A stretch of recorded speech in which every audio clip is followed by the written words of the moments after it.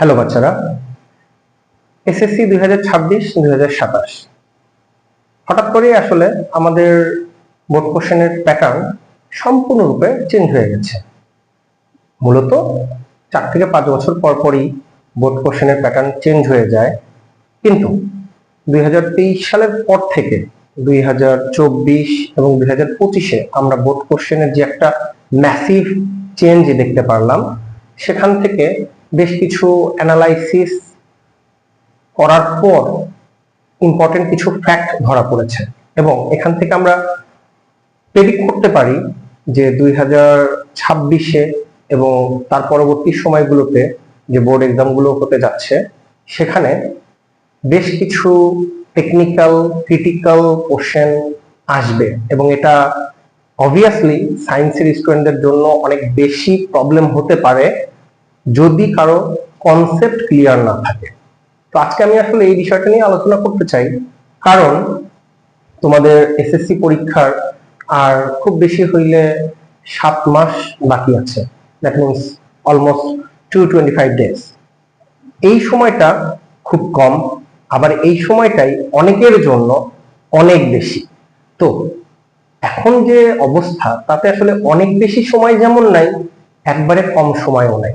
আমাদেরকে যেটা করতে হবে সেটা হলো এই সময়ে এসএসসি 26 এবং আমি যদি 27কেও ইনক্লুড করি, কিভাবে তারা বেস্ট প্রিপারেশন নিতে পারে সেটার একটা গাইডলাইন প্রয়োজন। ফার্স্ট আমি শুরু করব তোমাদের মনের অনেক বড় একটা জিজ্ঞাসা, যে গাইড পড়বো, টেস্ট পেপার পড়বো, সাপ্লিমেন্ট পড়বো, নাকি অমুক স্যার অমুক ভাইয়ার নোট পড়ব।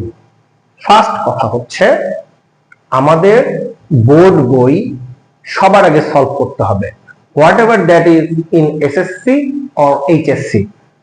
এইচএসসি তে বোর্ড বই না থাকলেও এমন কিছু বই আছে এনসিটিবি অ্যাক্রিডিটেড, যেগুলো ফলো না করলে তুমি আসলে এইচএসসি এবং ভার্সিটি অ্যাডমিশনে ভালো করতে পারবে না। ঠিক তেমনি ভাবে এসএসসি তে যেহেতু বোর্ড নির্ধারিত বই ছাড়া বাইরের কোনো বই নেই, তুমি বোর্ড বইকে বাদ দিয়ে কখনোই এসএসসি তে একটা ভালো রেজাল্ট করতে পারবে না। ভালো রেজাল্ট মিন্স বোর্ডে টপ লেভেলের রেজাল্ট করা। এ প্লাস পাওয়া ফ্যাক্ট না আমাদের কাছে। আমি যদি শুধু এ প্লাসের জন্যই পড়াশোনা করি, বাবা তুই এ প্লাস পাওয়ার জন্য পড়াশোনা করতেছিস, যেহেতু করিস না, এখন করিস না। এ প্লাস এসএসসি পরীক্ষার আগের 2 মাস পরেও তুমি তুলতে পারবা, কারণ এ প্লাস পাওয়ার জন্য প্রয়োজন মাত্র 880 মার্কস। 880 পাইলেই হয়। 11টা সাবজেক্টে 80 করে তোলো। তার মানে কি এখন না পড়লেও চলবে, শেষের 2 মাস পড়ো বাবা, এখন চিল করো। বাট যে বোর্ডে একটা ভালো রেজাল্ট করতে চাচ্ছ, মানুষকে বলার মতো একটা রেজাল্ট করতে চাচ্ছ, তার চেয়ে বড় কথা নিজের শেখার জন্য, নিজের জানার জন্য সামনের দিনগুলোতে এইচএসসি এবং ফার্দার হায়ার স্টাডিজে নিজের বেসটা যাতে এখন থেকে ভালো হয় সেজন্য করতে চাচ্ছ, তার জন্য আমি বলতে চাচ্ছি ফার্স্টে বোর্ড বইয়ের কনসেপ্ট গুলোকে ক্লিয়ার করো। কনসেপ্ট দ্যাট মিনস যে বাচ্চাটা কনসেপ্ট ক্লিয়ার রাখবে না, সায়েন্সে তার পড়ার দরকার নেই। সে আর্টস পড়ুক, কমার্সেও অনেক কনসেপ্ট লাগে, তুমি আর্টস পড়ো বাবা। তো আমাদের ফার্স্ট টার্গেট হচ্ছে, যদি আমি ভালো করতে চাই আমাকে কনসেপ্ট ক্লিয়ার করতে হবে, এবং এই কনসেপ্ট ক্লিয়ার করার জন্য অবশ্যই আমাকে হেল্প করবে আমার টিচার, মেন্টর, গাইড যে দিচ্ছে সে। কিন্তু নিজে থেকে যদি তুমি ভালো না করো তাহলে আসলে ভালো কিছু করতে পারবে না। সো প্রত্যেকটা টপিক ধরে ধরে কনসেপ্ট ক্লিয়ার করতে হবে। দেন সেকেন্ড আসে টাইম সেন্স। আমাদের অনেকের অনেক বড় একটা প্রবলেম, আমাদের জাতিগতভাবেই টাইম সেন্স নাই। টাইম সেন্স বলতে কি, তোমার তো পরীক্ষাটা একটা লিমিটেড টাইমে হবে, একটা পার্টিকুলার টাইমের মাঝে particular object, particular subject, particular topic শেষ করতে হয়। ফর এক্সাম্পল তোমার ফিজিক্সের ক্ষেত্রে যদি আমি বলি, ফিজিক্সে তোমার কি থাকবে, ফিজিক্সে তোমার 25টা এমসিকিউ, 25 এমসিকিউ, তোমার 25 মিনিট টাইম। তাহলে তুমি যদি প্রত্যেকটা এমসিকিউ 1 মিনিটে শেষ না করো, তুমি শেষ করতে পারবে না। হ্যাঁ, এখন তুমি বলবা স্যার অনেকগুলো এমসিকিউ থাকে, সিকিউ এর মতো বড় ক্যালকুলেশন করতে হয়, জেনারেল ম্যাথে এটা বেশি থাকে, হায়ার ম্যাথে বেশি থাকে। তাহলে তোমাকে আমি বলি, তুমি কি জেনারেল ম্যাথে 30টা এমসিকিউ 30টাই এরকম বড় পাও, নাকি 3টা 4টা 5টা পাও? আবার এমন কিছু এমসিকিউ আছে মোটামুটি 15 থেকে 20টা, যেগুলো চাইলে 20 সেকেন্ড ম্যাক্সিমাম 30 সেকেন্ডস এর মাঝে কমপ্লিট করা যায়। এই যে 20টা এমসিকিউ থেকে তুমি 10 মিনিট এক্সট্রা পেয়ে গেলা, সেই 10 মিনিটটা তুমি ওখানে কাজে লাগাবা। That is time sense. You have to be punctual, you have to be calculative, you have to be technically tactics সম্পন্ন। তুমি যদি শুধু মনে করো যে আমি পারি, পারলে হবে না, সময়ের মাঝে পারতে হবে। আমি সবসময় একটা কথা বলি, সময় মানুষের সবচেয়ে বড় বন্ধু, সময় মানুষের সবচেয়ে বড় শত্রু। Yes, that's it. তারপরে কি আসছে? তারপরে হচ্ছে one of the most important part of your student life, revision. Sir, আমি তো অমুক জায়গায় পড়ি বা আমাকে বাসায় অমুকে পড়ায়, আর আমি তো হচ্ছে সিলেবাসই শেষ করতে পারি না, পরীক্ষার 1 সপ্তাহ আগে আমার সিলেবাস শেষ হয়। You R gone. সিলেবাস শেষ করতে হবে যে কোনো এক্সামের 1 মাস আগে মিনিমাম। এরপর ওই 1 মাস রিভিশন করতে হবে। 1 মাস মানে 30 days. 30 days 12 subject, on average 2 to 3 days প্রত্যেকটা সাবজেক্টের রিভিশন করার জন্য রাখতে হবে।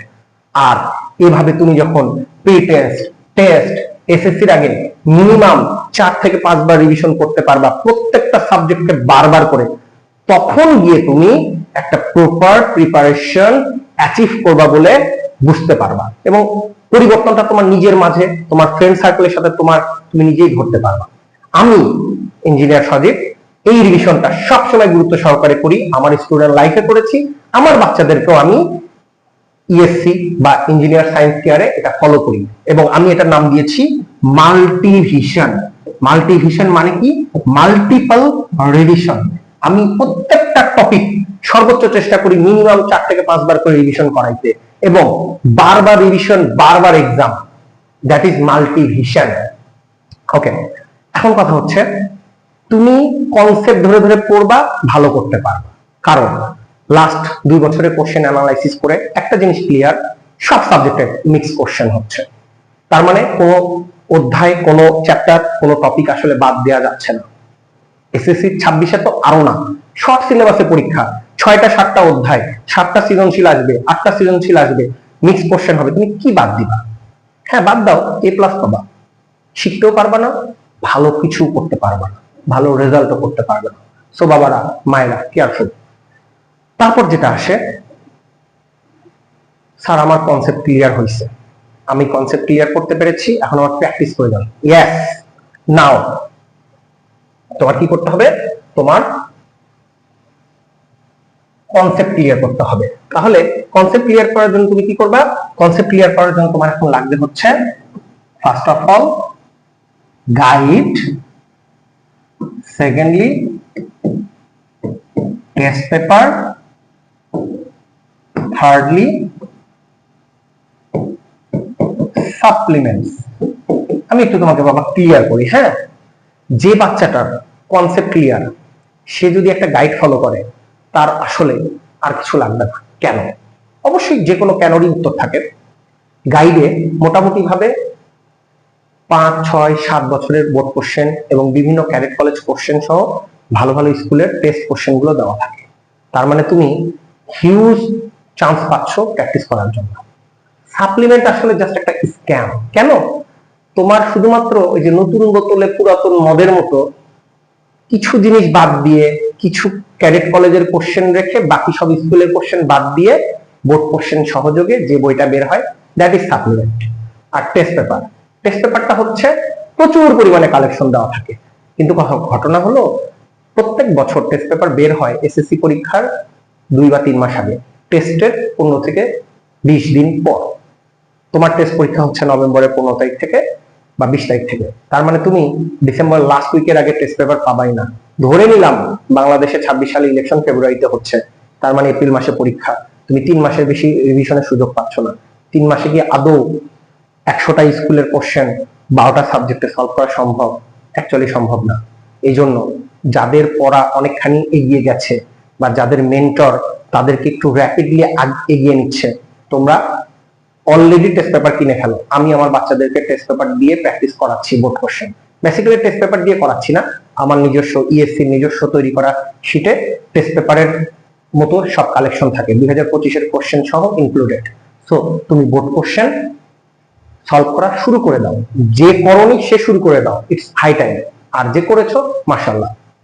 তো বিষয়টা হচ্ছে, আমার যদি একটা গাইড থাকে বছরের শুরুতে আমি কিনেছি, তাহলে তুমি টেস্ট পেপার সাপ্লিমেন্টে যাইও না, কারণ তোমার টিচার যদি তোমাকে লেটেস্ট কোশ্চেন প্রোভাইড করে তাহলে তো হয়েই গেল। আর যদি না করে, তোমার টেস্ট পরীক্ষার পর ডিসেম্বরের শেষে বা জানুয়ারির শুরুতে তুমি লেটেস্ট টেস্ট পেপার কিনে নিবা, প্র্যাকটিস করবা, অথবা যে যেখান থেকে নোট বা কালেকশন করছো সেখান থেকে লেটেস্টটা কালেক্ট করবা, এছাড়া প্রয়োজন নাই। তার মানে সাপ্লিমেন্ট প্রয়োজন নাই।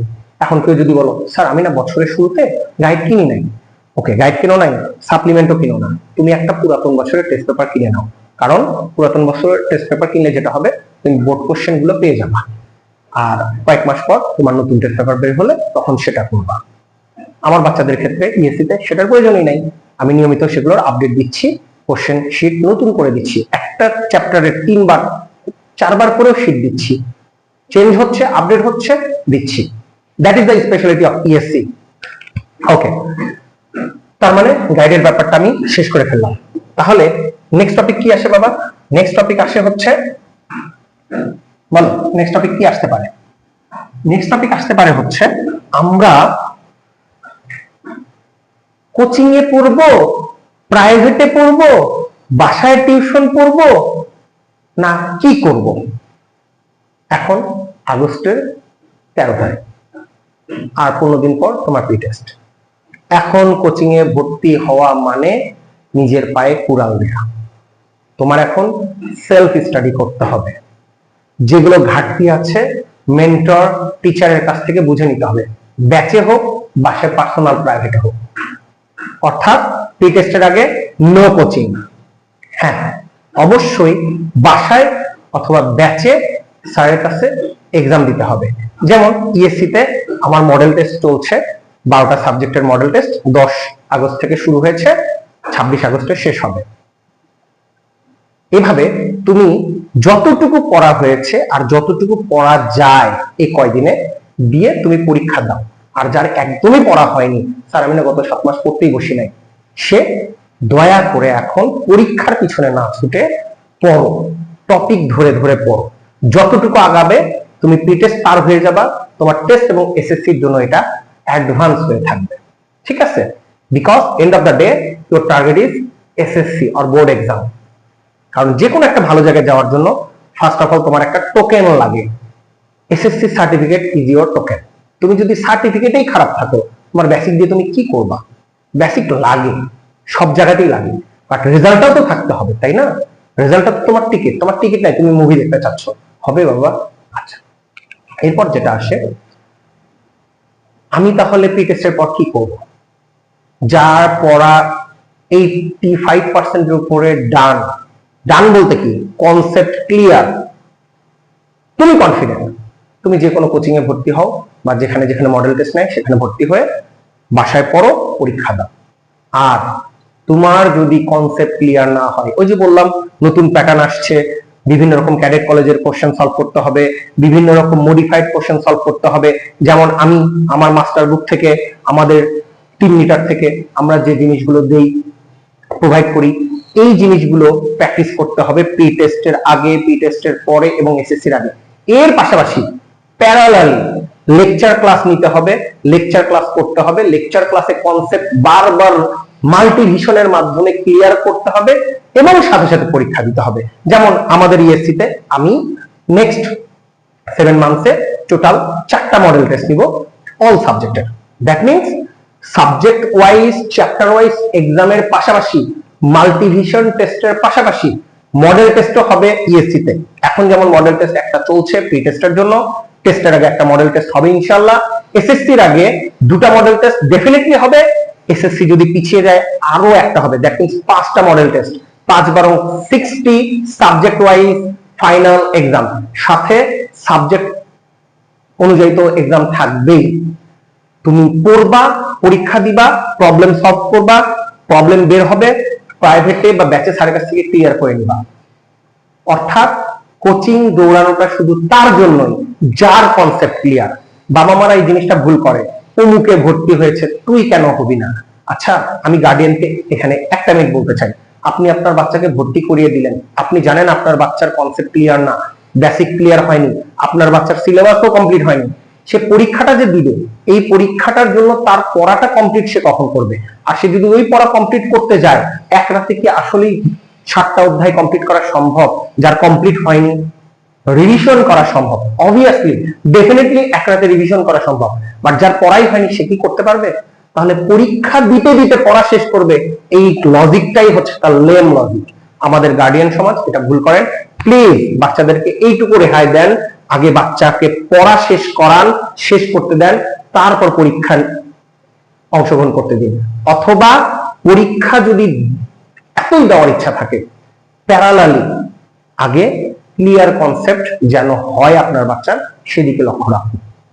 আমরা ইএসসি তে অলরেডি একটা মডেল টেস্ট প্রি টেস্টের জন্য নিচ্ছি, এরপর আমরা লঞ্চ করব নতুন একটা প্রোগ্রাম এসএসসির জন্য, এবং সেখানে এক্সাম ব্যাচ থাকবে, তোমরা চাইলে জয়েন করতে পারো, এবং কস্টিং খুবই সীমিত, যেটা স্বাভাবিক, এবং প্রাইজ অবধি আশা করি কেউ অতীতে যেভাবে নিরাশ হয়নি, এসএসসি 26 এসএসসি 27 নিরাশ হবে না। আর এরপরও আরো আমি পরবর্তী ভিডিওগুলোতে আরো কিছু ট্যাকটিক্স বলার চেষ্টা করব। আজকের পর্যন্ত এটুকুই। আজকে আমি কি কি জিনিস বললাম, গাইডের ব্যাপারটা ক্লিয়ার করলাম, কোচিং এর ব্যাপারটা ক্লিয়ার করলাম, আর আমাদের যারা মনে করছো পড়া শেষ হয়ে গেছে তাদের আসলে কিভাবে আরো পড়তে হবে বোর্ডে ভালো করার জন্য সেটা নিয়ে আলোচনা করলাম। ঠিক আছে, thank you from engineer Sajib, ESC, be explore with state of the art tuition centre, ESC. Bye by.